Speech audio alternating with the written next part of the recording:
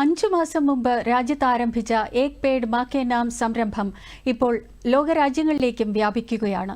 ഗയാനയിൽ ഈ പ്രചാരണത്തിന് സാക്ഷിയായതിൽ അഭിമാനിക്കുന്നതായി പ്രധാനമന്ത്രി പറഞ്ഞു. ഗയാന പ്രസിഡന്റ് ഡോക്ടർ ഇർഫാൻ അലിയും അദ്ദേഹത്തിന്റെ ഭാര്യയുടെ അമ്മയും കുടുംബാംഗങ്ങളും ഏക് പേഡ് മാ കെ നാം ക്യാമ്പയിനിൽ പങ്കുചേർന്നിരുന്നു. एक पेड़ मां के नाम अभियान शुरू किया था। इस अभियान में देश भर के लोगों ने बहुत उत्साह से हिस्सा लिया।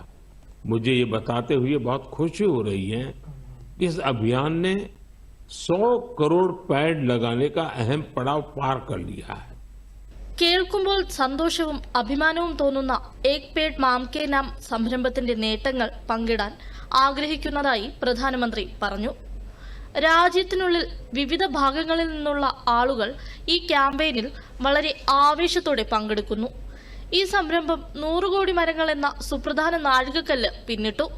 100 കോടി മരങ്ങൾ വെറും 5 മാസത്തിനുള്ളിൽ സാധ്യമായത് നമ്മുടെ അശ്രാന്ത പരിശ്രമം കൊണ്ടാണ്. മധ്യപ്രദേശിലെ ഇൻഡോറിൽ 24 മണിക്കൂറിനുള്ളിൽ 12 ലക്ഷത്തിലധികം മരങ്ങൾ നട്ടുപിടിപ്പിച്ച് ജനങ്ങൾ റെക്കോർഡ് സൃഷ്ടിച്ചു. ഇൻഡോറിലെ രേവതി ഹിൽസിലെ തരിശായ പ്രദേശങ്ങൾ ഇപ്പോൾ ഗ്രീൻ സോണായി മാറി. രാജസ്ഥാനിലെ ജയ്സാൽമീറിൽ ഒരു സംഘം സ്ത്രീകൾ 1 മണിക്കൂറിനുള്ളിൽ 25,000 മരങ്ങൾ നട്ടു. ബീഹാറിൽ 75 ലക്ഷം ഫലവൃക്ഷത്തൈകൾ നട്ടുപിടിപ്പിക്കാൻ സ്വയം സഹായ സംഘത്തിലെ വനിതകൾ മുന്നോട്ട് വന്നു. ഏതൊരു വ്യക്തിക്കും സ്വന്തം അമ്മയുടെ പേരിൽ ഒരു മരം നടാനുള്ള പ്രേരണയാണിത് നൽകുന്നത്. വൃക്ഷത്തിനൊപ്പമുള്ള നിങ്ങളുടെ സെൽഫി mygov.in പോസ്റ്റ് ചെയ്യാനും പ്രധാനമന്ത്രി ആഹ്വാനം ചെയ്തു.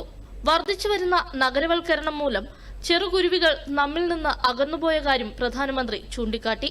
ജൈവ വൈവിധ്യം നിലനിർത്തുന്നതിൽ കുരുവികൾ വളരെ പ്രധാനപ്പെട്ട പങ്ക് വഹിക്കുന്നു. അവയെ തിരികെ കൊണ്ടുവരാൻ ചില അമൂല്യമായ പരിശ്രമങ്ങൾ രാജ്യത്ത് നടക്കുന്നു. ചെന്നൈയിലെ കൂടുകൾ ട്രസ്റ്റ് ഇൻസ്റ്റിറ്റ്യൂട്ടിലെ ചുമതലക്കാർ സ്കൂളിൽ പോയി കുട്ടികളെ കുരുവി സംരക്ഷണത്തിൽ പങ്കാളികളാക്കുന്നതിനുള്ള ദൗത്യം ഏറ്റെടുത്തതിനെ നരേന്ദ്രമോദി അഭിനന്ദിച്ചു. News desk, Doordarshan.